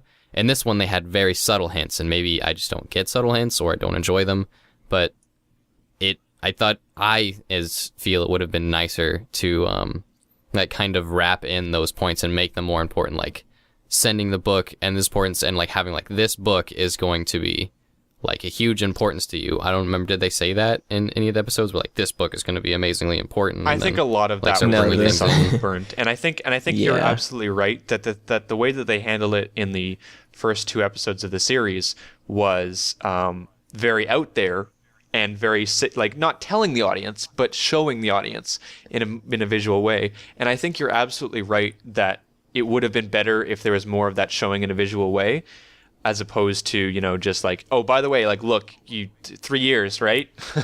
But I think it's just, that comes down to time constraints again. And I think it's incorrect to say that there's none of that, because I think there are a lot of subtle things. But I'm with you that I wish that it was a little less subtle. Yeah, that's the point I'm trying to make, is like, I thought it would have been nicer if it was less subtle, because I mean, like, we've seen so much and all the characters have been through so much, and I don't know. I guess you just have to watch the episodes. It's like nitpicks, really. Yeah. Overall, I really love this episode, especially over like multiple watching. It got better and better for me. Mm-hmm. Yeah, definitely. Actually, I kind of wanted to bring up one more point, and it's kind of a conspiracy, but it kind of makes sense. I saw it, I think, on Reddit first, that some people were kind of connecting Star Swirl, the Bearded, with Discord. Oh, yeah. How they're saying that Discord used to be Star Swirl, the Bearded, and then something went wrong or something like that. And it may seem like, really crazy, and it probably is just a bunch of, hooey, or however you want to call it. But it's nice. But, go ahead. Yeah, I mean, like, if you think about it, Star Swirl didn't have any friends, so he couldn't finish his spell. And Discord didn't have any friends until Fluttershy, so... like, that would... Again, I'm still like, this would have been awesome, which is kind of lame, but it's like, it would have been awesome if, like, in the first 2 episodes, it's like, did she ever... I can't remember, maybe I'm just, like, forgetting, but did Celestia ever come to Twilight and be like, this is like Star Sword's the Beardus like famous book, and he had a spell that he couldn't finish, like in like the first few episodes. No, it like, was So that would have been awesome. Just like, this is Star Sword's Beardus' famous book, and like this is his famous spell, and like he couldn't cast it. Like that was in the very beginning of this episode. That would have been something that would have been awesome to put in the beginning of the season and leave as a hanger, like the Gala thing was with the build up, and that like gives so much more meaning to a season finale. You know. There kind of was that cliffhanger, because at the end of the first episode of the season, you see her put the book in the bag that she, just doesn't explain anything about it at all. So you're like, well, what's going on with this book? And then she brings it out at the start of this episode. It's so subtle, though. Yeah, I think Burnt is just saying he wants to see it less subtle. It's like it's a kid show. I don't watch it looking like nitpicking in those thoughts and trying to think super deep and critically. I mean, I want it kind of laid out. That's for where me. You're going wrong. There's so many people that do look into these episodes deeply, like more deeply than so. we do. So we've kind of. I watch it for simple enjoyment, Yeah. We've kind of transitioned here. And this week on Overanalyzing a Kids Show. Yes, we're all overanalyzing. Yeah. So we kind of transferred over into general season 3 talk. So, what did you guys think of the season? Just first thing out of the gate, did you like it? Did you not? I'll go first. I enjoyed it. All right. I thought it was good. Yeah. It was short, obviously, because there was only 13 episodes, but I thought they did a fantastic job. I think the animation quality has definitely improved. Oh God, yeah. Oh yeah. And the story writing quality has also gone up. I mean, there's episodes like the Discord episodes that are always going to be like, in the top episodes. Mm-hmm. But there were some really good episodes this season, like the Sleepless in Ponyville episode. I know Rainbow Plasma, that's like one of your favorites. So I kind of miss the simplicity of season 1, where it was like there's a simple lesson in friendship, and You're like, such a hipster. It's ridiculous. I know. I'm sorry. Well, and even getting more hipsterish, I really love some of the episodes that like the community hates, like some of the community's like least favorites. I really like some of those episodes. So I was like, I just can't win. Such a hipster. I'm like hipster glasses on. Hold on. Where's my scarf? It's around here somewhere. I got a couple. Well, while you're doing that, I really like the season. I think considering it was 13 episodes, right now, I don't really know. I don't really look at seasons as like my favorite season or whatever. But this season, I was kind of looking into it, and considering it's kind of really up there for me, and it's only 13 episodes long, says a lot about the quality that they had. Because I think if this season was 26 seasons long, it would have been my favorite season. If you know, if you know what I'm trying to say. So I think considering that, they did a fantastic job with what they had. And I guess that was kind of the theme this season, do the best that you can with what you have. And I think they did a great job. I really agree. So. Because they had so many cool things that they wanted to do, that's like, we want to bring Trixie back, we want to bring Discord back, and we want to make Alicorn Twilight, and maybe that was Hasbro's thing, and maybe it was DHX's thing, or whatever, but it's like, to cram all those awesome things into one episode, like, I think they did well, and I don't think they could have done much better, regardless of how much we want to nitpick. But, I mean, like... Yeah, I mean, it only brings my hopes up for the next season, Mm-hmm. There was one... And the movie. Sorry, go ahead, Pinky Dash. Oh, yeah, and the movie. Oh, yeah, and the movie. There's a movie. God, Alicorn Twilight would have made such a great movie, wouldn't it? Yeah, I think that would have worked a little bit. But then you have to tie it back into the show, so when does that air, I think maybe like Hasbro has like a marketing agenda or like calendar of when they want to make toys, but I think it would have been much more profitable. Like maybe I just don't know how to distribute toys, but much more profitable to have like a movie and make that like, oh my goodness, amazingness Alicorn thing that would make even kids want it so more, Well, when they first came up with the idea, I'm sure they didn't even have the movie idea like thought of at all. This is back so it was last year like, when they're making it, right? Yeah. No, it was you like, gotta give them we're some gonna kind have of credit. Yeah. I'm sure they planned on like this is popular. Popular enough to like profit off of. We're probably gonna want to make a movie out of it, and they're like, well, we want to make Alicorn Twilight. But you have to realize also, you're gonna have to. You have to realize also that if they did that in the movie and that was a permanent change to a character, the thing about movies is that there's never. Well, if you look at like TV show movies, like what the Pokemon movies or whatever, there's never really they start and they end in kind of the same place because they have to fit into the show. Not really. Generally, I disagree with that. Not always. Okay. But in this case, I was just using an example. But in this case, they could not have started a movie and then gone Alicorn Twilight and then started a new season, because you would have a bunch of people who hadn't seen the movie be like, okay, I guess she has wings Okay. now. I mean, yes, you can say That's fair. You can say, But, go watch the movie, I- but you can't do that in a TV series because the movie is You separate. can. What were you saying, Can. Big Dash? Rugrats did it. What'd they do? They had this. They had this. Like it was like just Rugrats for years, and then they had this movie where Dill Pickles was born, and then from then on, Dill Pickles was in the Rugrats episode. He was in every I episode. think there's since a difference between introducing a character and changing an existing character that we've seen for 3 years, though. Fair enough? Yeah. I totally get where you're coming from, and that is a great example. Yeah, I think it's possible. It's possible, but especially for something like this, yeah, I think you're right in that it might be a bit far-fetched, especially when like the majority, regardless of how much we want to give importance to ourselves, the majority of people who watch this are children. And think about how much this actually changes in terms of the Alicorn. You know, she's a princess now. She's an Alicorn. She's got all these new responsibilities. It's one of the reasons why I'm so excited for season 4, because they've got all these new ideas, regardless of how much it's just like, oh, Alicorn, you know, that's what a cop-out. They've got all these new ideas to explore next season. There's Yeah, a there's- video. Go ahead. There's a lot of like like you're saying, there's a lot of new ideas, new possibilities and stuff like that. Like I mean, you know, princess duties and stuff like that wouldn't have been possible if this transformation didn't happen. So I'm interested to see how they bring in the whole friendship is magic into her said new duties, you know? Because I mean, like that was a big thing in like season 1, hipster classes. But and, I mean, she has all these new importances now and like things that are going to be difficult in her life, and it will be interesting to see if they use that mechanic to have her friends help her, and if they keep that importance. Yeah, in I her. almost guarantee you there's Or vice versa. I almost guarantee you there's going to be an episode in which Twilight attempts to do something by herself because she's a princess and she should be able to, only to realize that she can Yeah. still have her friends help her even though she's a princess. That's almost guaranteed. What's her little That's toy? pretty- I That'll forget- be the That'll be first the very episode of first. season 4. that's probably gonna be the first. What's her? two What episodes. was her toy? I forget her toy. The Smarty, Thing, what? Smarty Pants? yeah, Smarty Pants. Yeah. Be like that. Yeah, something like that. Anyways, Yeah, she's gonna go insane. Insane Twilight's the best one. yeah, definitely. But we were saying thoughts on the season. I think one of my main thoughts is, well, it started in that I came into this episode like, coming into it, like starting to watch it. It was like there was everything that the community was saying, and like I didn't like the fact that I had been spoiled that she was gonna turn into a Alicorn. That was the worst part. But so I came into it with kind of like hard feelings.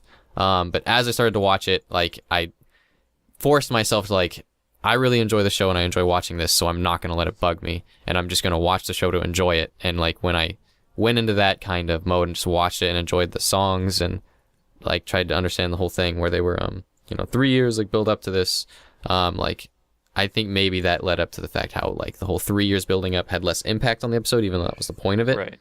And that's why I felt they could have stressed it. But regardless, over like the whole season, I liked all the episodes and I thought they were good episodes.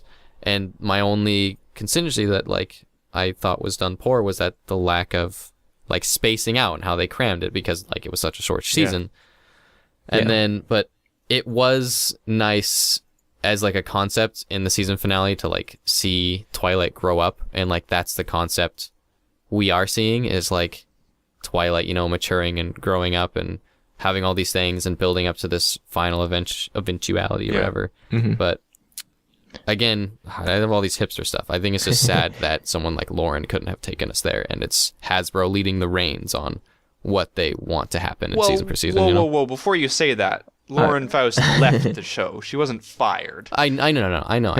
No, I didn't. I wasn't saying that. Okay, but I you just implied mean- that Hasbro took up the reins and said, "Get out of here. We're gonna do it." No. He didn't really, but Yeah. someone's got to lead. We're guys. Yeah. No, it's good you guys keep my wording on track, because sometimes I don't know what the heck The I'm show talking is the about. show, and you can say as much as you want about possibilities, but the fact of the matter is we have what we have right now.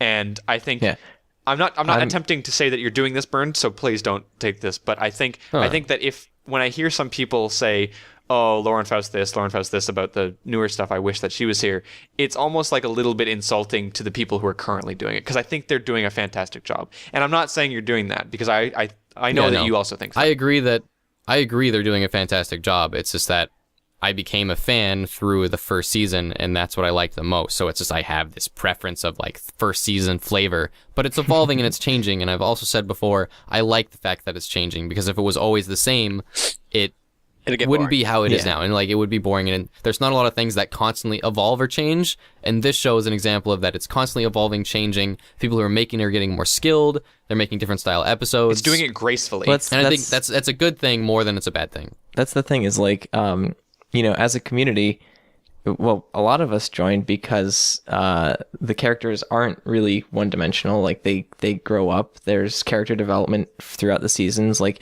even if from episode to episode it's not completely consistent, like you can see progress throughout each of the 3 seasons so far. Yeah. So eventually things are going to change, and when people start like being like, whoa, I don't want it to change. It's like, that's kind of like why some of us got into the whole thing in the first place. I don't like the concept of like, I hate change. Like I kind of say like, I wish they did this change in a different fashion, but the change is good, and I think if you thought of it so. Yeah. I'm going to bring on my hipster glasses. Oh, and join no, you guys come for just on now. just one point. The one thing that I miss from season 1 and partially season 2 is the letters to Celestia. Because they completely stopped in season 3. Didn't they do it now and then, like once or twice? Yeah. They did it like half-heartedly. Yeah, once or twice.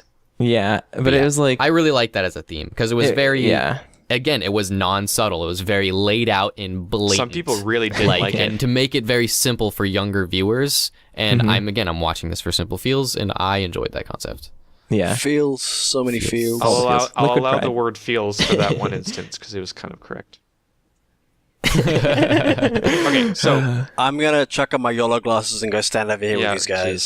so just to wrap this up, I think the general consensus from not only us but a lot of people in the community is that the season and the finale was awesome, but it felt like it was a bit rushed, and I think that comes entirely down to the half a time season too constraints. short. And so season 4 is looking quite good, because season 4 is confirmed for 26 episodes. It's looking promising. And They're starting with a 2-parter, which is technically parts 2 and 3 of the finale that everyone thought was rushed. And so it seems like immediately they're planning on expanding. So on it's not so it's not a one-part episode. It's a 3-part episode. It's a cliffhanger. It's a bit of a little bit of a cop out, admittedly, but Well, I know. it's the only thing they could do, really. Yeah. Well, I don't know how many people watch Adventure Time, but I know they did something like this where they had a finale. But it was done so well. Yeah, they had a finale episode that was like a cliffhanger, and then the first 2 episodes of the next season were kind of finishing it up. I so can't it's kind of the even same thing. make stickler picky points at Adventure Time, because everything is done so amazingly. Like I have no complaints about that cartoon and how it goes about its business. Anyways, I think we all liked the season. We thought it was a bit short, and I think that's it. Yep. So on that note, well, this is our finale for the spoiler casts, but we'll still be doing weekly Cutie Art Crusaders. So Well, I don't think people come see for you the guys spoiler next week. casts. no. Yeah. And if you do, you should really watch our Yeah, episodes because they're awesome. Watch a show, please. Please. So we'll probably see you guys. Well, we'll obviously see you guys next week, and we'll probably see you for spoiler casting next season. Yeah, season 4, whenever that comes out. Watch them string us along until December this time. 2015. Oh, Yep. man. All right. Thank you guys for watching. Thanks. I'm PhotoGuy317. I'm Burned01. I'm Pinky Dash. And I'm Rainbow Plasma. And we'll see you guys next week. See ya. Bye. Thanks again. Bye. Bye. So yeah, needless to say, we're big fans. Yay, thank you. So the very first question that we ask, and we ask everyone this, but I think you'll probably have the most accurate answer. For those Okay. of you in the fandom who don't know who Sibsy is, could you explain to them who you are and what you do? I am a senior storyboard artist for My Little Pony, Friendship is Magic. Do you want to know how I started it, or Sure, we'd love to. Feel free. how I got here? Well, it happened way back when Lauren came around and had this idea for the show, and I just happened to be working at Studio B. I guess it was called Studio B at the time. Now it's DHX. Came around with the idea of My Little Pony, and I was a little hesitant at first because, Ponies, as much as I loved the show when I was a kid, is it going to look like that? Is it going to be like that? But when I saw her drawings, I was totally on board, and I just happened to be at the right place at the right time, and did the test within the studio, because you usually have to do tests for storyboard positions to see if you're up to snuff and if you can manage the style of the show, and if, to see where your storytelling skills are. And I was up to snuff, so they hired me, and I've just been on ever since. Cool. So, not to jump right into stuff, No. but kind of going off of what you said, do you have to do that test for basically like every single show that you do, just to make sure that you fit in the style, or? A lot of the times you do. I think once you've established yourself at a certain studio for a while, like I've been at Studio DHX for 4 or 5 years now, I think. They kind of get to know you. They get to know your work habits. They get to know your style. And most of the time they can tell if you'll be suited for a show or not. So sometimes you get lucky and you don't have to bother with tests as the years go on. I found, because I worked at AKA Cartoon for almost 5 years, it's kind of a boot camp for storyboarding and animation, that I think my skills vastly improved in a very short period of time. And I'm very grateful for that. Nice. One question for people who don't actually know: what does a storyboarding artist do? A storyboard artist is basically the visual storyteller. We get the scripts, and once we have the script, we go through it with the directors, Jason, Woody. We go through to make sure everything's working, that in this case the ponies are in character, the story is working. Because sometimes, as great as the writing is, sometimes things aren't clear, or, we need to put in some more visual gags just to make it, sometimes it needs to be a little funnier, punch it up a little bit. And with Pony, we split episodes with 2 people. So we have a partner. Last season I was working with Dave, and we split the script in half. The scripts are about 40 pages for a 22-minute. Wow. And we try not to split scripts on Ponies straight down the middle. We like to kind of, I'll take a little bit of the beginning, and my partner will take a little bit in the middle, and just so it doesn't feel like such a big jump when you're watching an episode with different styles, because everyone has a different style of storyboarding with different shots and stuff.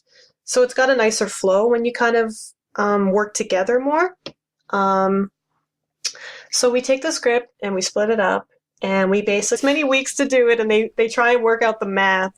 I don't work that way. I split up my thumbnail pages like for a daily quota. Like I have to meet my daily quota, and if I don't, then I'll be behind, which means I'll have to work harder the next day to catch up. Or I like it. It's probably around 7 or 8 minutes, though, I would think, depending on the complexity. There's some that might take longer, and you don't feel like drawing that day, which does happen. Sometimes it's slower. Well, I mean, what people have to realize is that, you're saying 7 or 8 minutes per panel. And then think about that in a 3-week work span where you're spending 40 hours a week at work. Oh, we're spending more than 40 hours. Right. So if you think about it in terms of 40 hours a week, that's ridiculous. And so then you go, oh, wait, no, we're actually spending this many hours a week. And it's just incredible the amount of stuff that goes into it, for sure. Yeah, the panel count, it's strange because I was comparing, because I just finished working on Pound Puppies, and we like to compare panel count. I know this is probably so boring to some people to hear this. Yeah. But we compare how many panels on a typical Pound Puppy episode versus My Little Pony or something. And I try and limit my panel count to like under 1,000. Do you have like competitions within DHX? Like, no, my God, panel count is no. less than yours. Sometimes I feel good when my panel count is less, because I'm like, yeah, I got to do less work and it's in the same time and I finished. It just depends on how much I find how many, because when you storyboard, you could really, as we say, panel things out, which means if there's a long line of dialogue, you can either do 1 or 2 drawings for it, or you can do 5 or 6, depending on how much acting you want during that line of dialogue. But so if someone is really paneling stuff out, I know a few coworkers, I won't mention them by name, but they do know who they are, have a tendency to pretty much key animate everything in storyboards. And I think that is due to working at AKA, because we had to pretty much key animate everything when we worked on the eds and do layout and make sure everything was right, because when the overseas company got our storyboards, they would pretty much just take our storyboard panels and blow them up, like make them bigger, and animate from those. They would pretty much just trace our drawings. So if we did a crappy drawing, it would translate on the TV.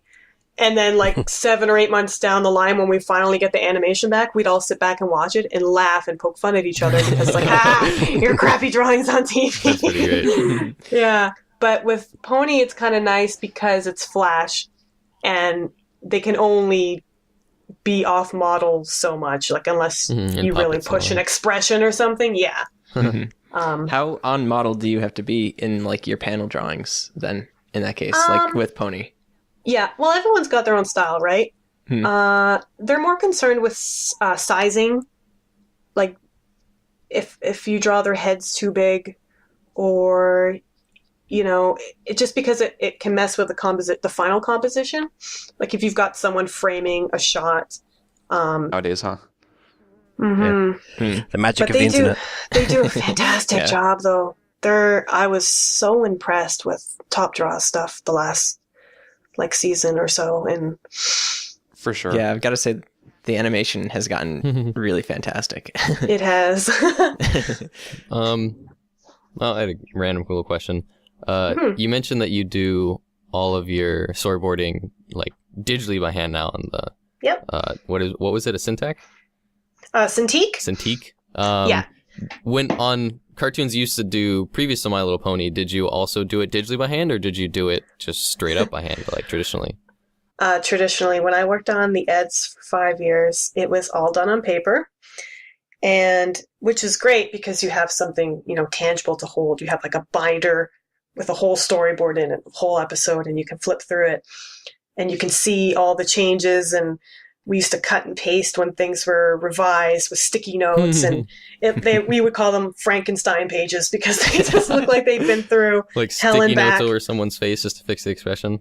Oh yeah, and sizing, we would have there is an important thing with keeping your characters a consistent size in the panel so they don't grow, and because it's easy to lose that.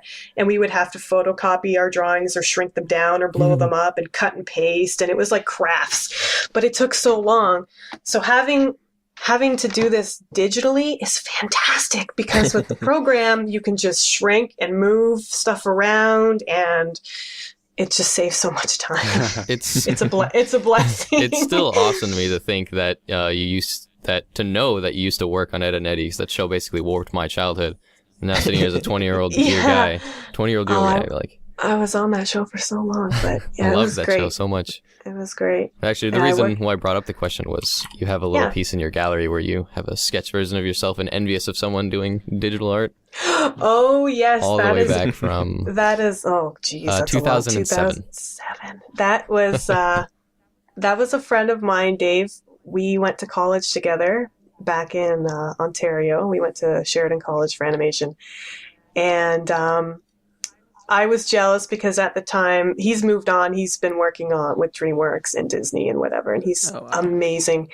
But at the time he was working on Surf's Up, and I loved that movie. And I was still at my desk drawing Ed and Eddie going, oh, I'm so jealous. You get to do the cool stuff. But then I forget that there's so many people who would kill to be doing what I'm doing, so I would shut up. Just leave it at that. Oh, I forgot about that drawing. That's awesome. Oh yeah, we've been doing a little bit of digging. That's all right. Not too much. How is that not in my scraps? That's before I had my Cintiq because it was scanned in. It was a pencil drawing scanned in, and then really terribly colored just to throw some color on there. So how long approximately does it take to draw a panel? Like, I'm sure there's different complexities, Yeah, but you have like that. on average. Of course. Well, sometimes we have panels with every single pony in it, and that takes a while. Sometimes we have a panel with it's just a close-up, and those are my favorites. It's funny because we have this system at work where we try and figure out how long we should spend on each panel, and the thing is like, people say don't spend more than 7 or 8 minutes on each panel because we have this many panels to do for the whole show. We have this. We just start thumbnailing. We read what is on the paper and try and translate it visually as best we can on paper. And that includes every shot, every act, every action the characters do, every expression to convey the mood. Hopefully we do it well. We like to think you do. Yeah. We try in the time that we've got, in the very short time that we have. I like to thumbnail. We have a 6-week schedule. I like to thumbnail for 3 weeks and do all my thinking in the first 3 weeks. And then the last 3 weeks, I sit back and I just do my cleanup. And cleanup is essentially just taking your thumbnail panels after it's been through the directors, and we go through it like a pitch almost. And we see what's working, we see what's not working, and things that might need to get changed, acting or shots, and to punch it up. And the last 3 weeks, I just spend cleaning up and just kind of relaxing. I just put my headphones on and sit back and just draw some ponies. just make them look a little prettier than my thumbnails. Although a lot of people say that my thumbnails are way too tight, which I think they are. Sometimes I use my thumbnails as final panels because they're good enough and it saves me time. Yeah, for sure. That's awesome. I hope that makes sense. That was probably the best answer we've ever gotten, and I I would like to hold everyone else up to that standard. I just find explaining storyboarding, like when someone asks me, like in my family or friends who don't really know animation, what do you actually do? Like, do you draw the pictures? And I'm like, kind of.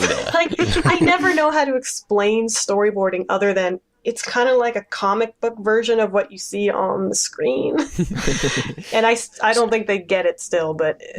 Well, it's the middle step. It's the middle step in between the writing, which is just words, and the final animation. Yeah, well, there you go. That's what I'm going to say from now on. And they're still going to look at me like I have 6 heads. So is all the work you do for your storyboarding, is it all done by hand, or do you do it digitally? It's digitally by hand, if that makes sense. Yeah, we all use Cintiqs at work, so we all draw by hand, but just directly on the screen. Yeah, that's pretty much it. So it is technically by hand. I know a lot of board artists like to storyboard in Flash because they can scrub through and see how it's playing out with timing. I don't really know Flash very well, so I do it the old school way with just little panels on a page and kind of leave the timing to the animation experts, or well, yeah, because once they put the storyboard into their rough cut, the directors play with the timing and all that then. So right. But for the most part, we're all on the same page. Like, they get what we're trying to say for the most part. Yeah. Oh, that's cool. Yeah. So how closely do you work in with people who actually animate the show? Well, I believe the animation for the later season of Pony is done overseas, so we don't actually see any of the animators for My Little Pony at DHX. We have the layout department and the storyboard and design, as well as like the music, but that's on a different floor from us. That's where Daniel and Stefan and Will works from LA. Like, the music is all done in-house type of thing, but as for animation, we don't see anything until it comes back. I think that's quite common now.